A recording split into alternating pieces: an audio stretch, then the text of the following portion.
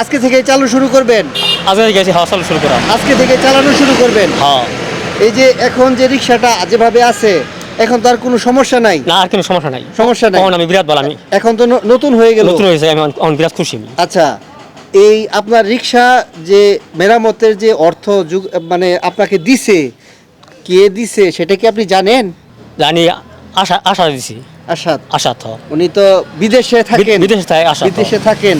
এই যে আসাদ ভাই আপনারে এই রিক্সার টাকা দিল, তার জন্য আপনি কিভাবে তাকে কিভাবে ধন্যবাদ দিবেন? তারে ধন্যবাদ, আমি তার দোহারি আমার সংসারটা শুরু হয়েছিল, আমি এটা আমি বিরাট আমি খুশি।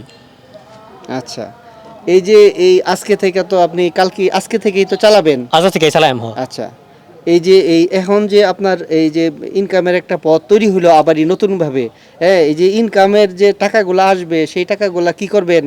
এই সংসারের খাটাই আমি। সংসারে খাটাবেন? হ্যাঁ, খাটাই। সঞ্চয় করবেন না কিছুই? সংসারের খাটাই আমি একটু শুয়ে খাই চারি।